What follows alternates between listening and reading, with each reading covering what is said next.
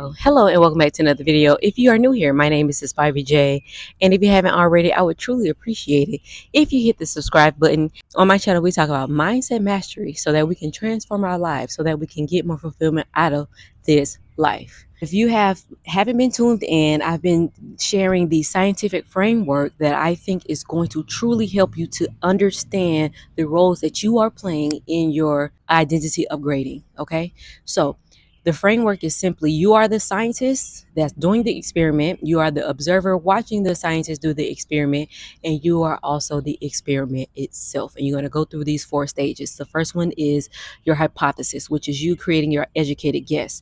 You're going to take that educated guess to the next level, which is the lab. In the lab, you're going to test out.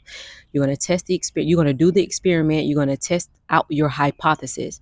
And then you're also going to observe the test. You're going to see what's going on in this experiment. You're just going to track it. You're going to write it down. You're going to just track the truth. That's most important. And then based on what you tracked and observed from your observation of the experiment that came from your hypothesis, number 4 is you are going to adjust the variables. Now, this is where a lot of people sabotage themselves. And if you've ever done something and got to the stage where you had to make a change and you got stuck there and you weren't able to go to your next set of hypotheses, or you were not able to go to the next experiment because you were stuck on one variable adjustment that you were either hesitant to change, you were denying what the truth showed you, you were denying the data, the numbers because of how you felt, emotional resistance. You were not honest with your reflection of the observation, and so many other factors. So we're going to go through like what does that actually look like in everyday life. So most people aren't walking around saying like I didn't adjust my variables correctly, that's why I quit. Now that's not like honest regular everyday language. What it normally sounds like is if you are emotionally attached to your data. You got to number 3, observing the data, right? You have your current data. You observe what just happened. Let me go through an example because I think it's just always better. So your hypothesis was, if I eat in a calorie deficit and exercise 3 to 4 times a week and get good sleep, that I will lose weight, that I will reach my ideal health levels, not lose weight. I would maintain and reach my ideal health levels. You go through the experiment, you reduce your calories, you exercise 3 to 4 times a week, and then you make sure you get good sleep. Based on your data, you observe, based on the data that you observe, you are emotionally attached to it because you felt like you knew what you were talking about. You never got your blood work done, or you never actually saw what your numbers were. You were following only what other people told you to do, and because it didn't work, you feel like, nah, I can't do anything else. This is the only thing that was working. So that's you being emotionally attached to your data. You aren't willing to change anything because you just know what you're talking about. You just know these numbers don't add up. These numbers mean nothing. That's where you go wrong. So you can't even get to number 4, which is where you adjust the variables. So say for instance, you were following someone who needed to build muscle in order to lose weight. So what if you were following someone else's health protocol and what they do for their health, and not taking in the fact that they have an athletic disposition, like they have an athletic background. So they were an athlete for 20 years of their life, and then in their mid 20s they kind of stopped and they're getting back on it in their 30s. You're going to follow them and you're going to realize that they have 20 years of muscle building, muscle memory, and you don't. And you're going to follow them and realize you're not going to get the similar or same results. It's because you have a different body. Okay, so you're married to your current data, you're not willing to change it. This is defensive. This is you putting up defenses and saying, I'm going to defend what I believe, and I'm going to try harder, and I'm going to double down on what I was doing before. As a matter of fact, I'm going to do what I was doing before times 2. That's you doubling down, not realizing you on a wrong freaking diet protocol. You on a wrong freaking exercise regimen.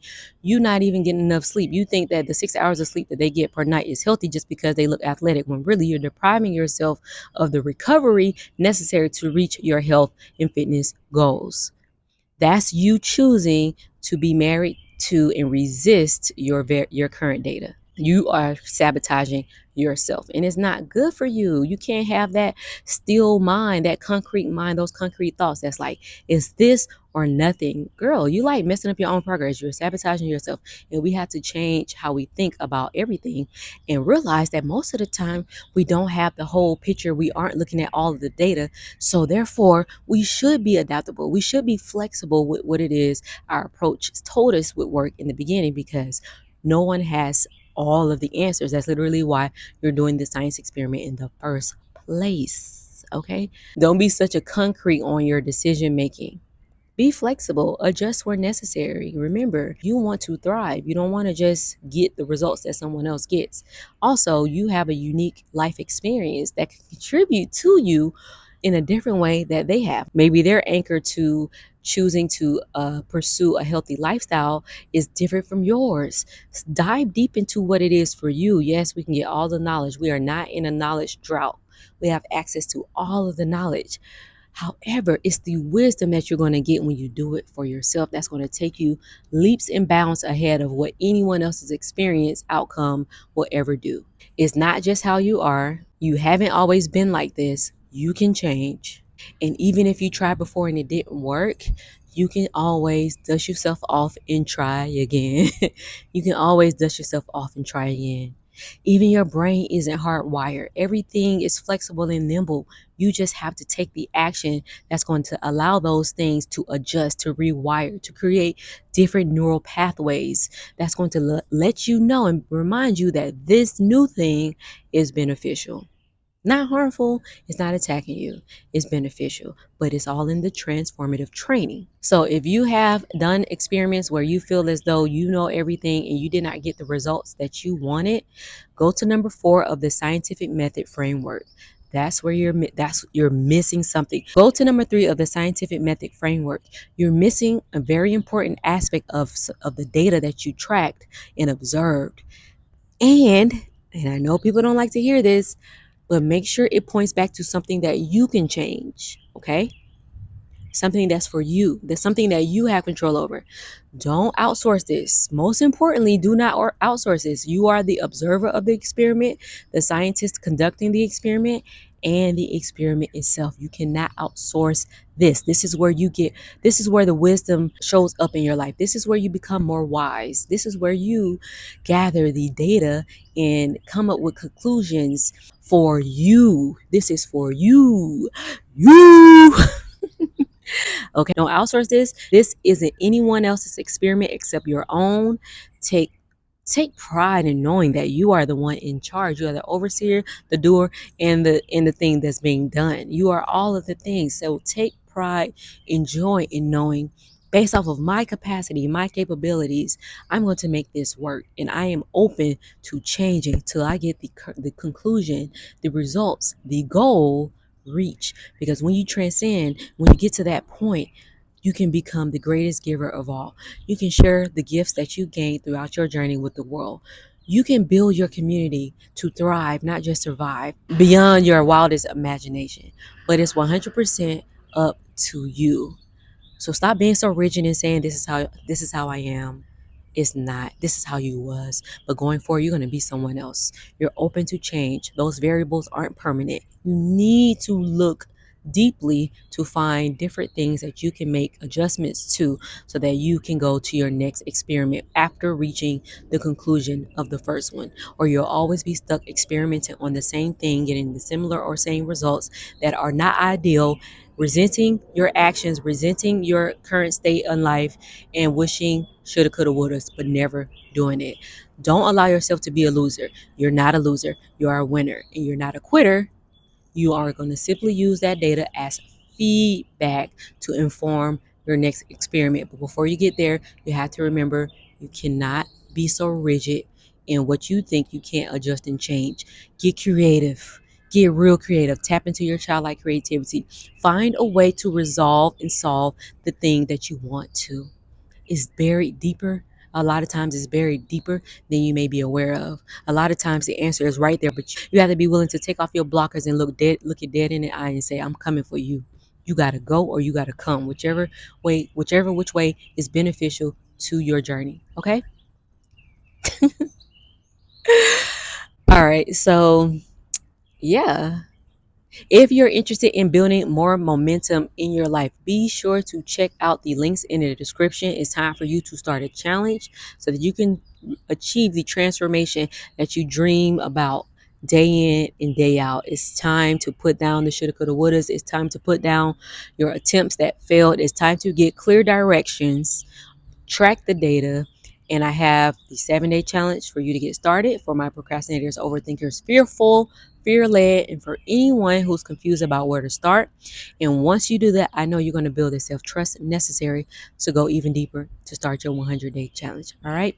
Thank you so much for watching today's video. My name is Spivey J, and I really do hope you have a beautiful day. And remember, we're doing this for the greater good of all. Okay. So put your gloves on, put on your shoes on. It's time to get to work. No, but no, I love, I just love life, and I believe that there's more good in this world than not. And sometimes it takes the few that have the spark to allow others to see that they too have the same spark too. You do not have to be jaded about what's on the news, even though it may seem that it's reality. You can create a new reality, and you are the architect, the builder, the author of it all. So make sure you build, design, and write something beautiful. All right. Thank you so much for watching today's video. My name is Spivey J. If you haven't already, be sure to subscribe. I would truly appreciate it. Hope you have a beautiful day. All right. Peace. You're beautiful. I hope you know that.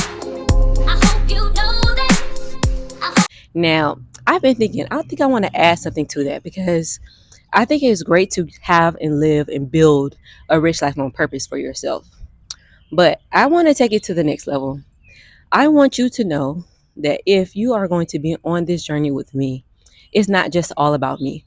My true, the true, my truth is that I'm doing what I'm doing for me because I see how it will impact the greater community. It's not just for me, is what I'm trying to say. It's for the greater good. If I were to just have a garden in my home and I were to only grow vegetables and herbs and tubulars and whatnot, and and take care of chickens for eggs only for my family, I think that would be a great service to the earth, to my family.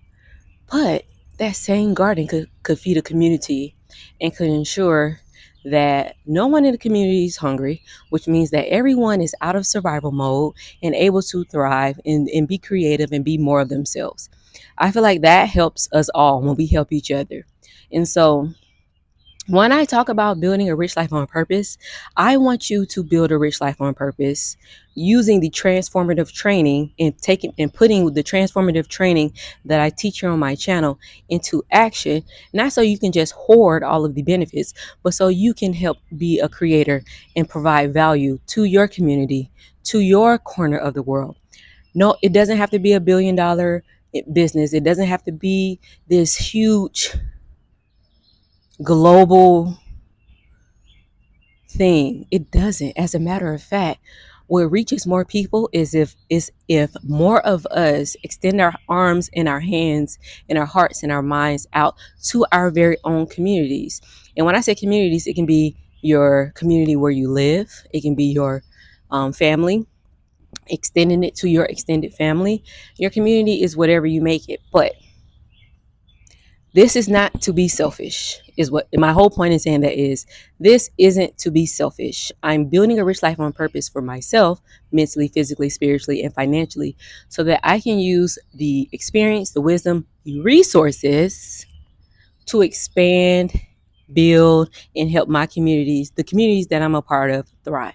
And when we all do that, when we all become the change that we wish to see, by first becoming it ourselves and then selfishly giving and then doing it while we're also learning ourselves, then we can create the earth, we can create the reality that we so desire, the Mother Earth reality, the one that gives, the one that's communal, the one that supports. So if you are interested in building your rich life on purpose, mentally, physically, spiritually, and financially, please do subscribe. But just know that we're going to go beyond just doing it for ourselves. The goal is for us to build our own utopias, our own kingdoms and queendoms, our own communities that are thriving. We are going to leave survival mode and go into the thriving stage. Now I know that was like a long call to action. My goal is for you to subscribe, but I want you to be clear on what it is you're subscribing to. You're subscribing to mastering your mind so you can transform your life, so you can get more fulfillment out of this life, so that you can go out and build beautiful worlds and communities that all work together synergistically so that we can have an even better human experience. All right. All right. So sometimes you just got to look. Sometimes you just have to be honest. And I can't think of a better way in a better time than now to say my truth and to share with you that, for one, on my channel, yes, I have experienced some amazing things in my life, and I'm still growing through different areas of my life where I want to improve upon and become more richer in. And while I'm doing that, I'm talking to anyone that's in the trenches with me, a couple steps behind me, next to me, wherever you are, or a reminder to those ahead of me that this is what it's like to be at this stage of my life. And these are the mindset shifts that are necessary for me to grow. And this is the transformation in action. It's not always pretty. As a matter of fact, it's more trying than anything, because what this is doing is trying my gangster. It's literally trying the old me, my old habits. It's trying me. It's waking the beast in me up, the cute beast. but but I'm so committed to and inspired by what it is I've done so far, and committed to where I want to go, that I am open to the transformation, despite how difficult it may feel and despite how difficult it may seem, which leads me to what we're talking about in today's video.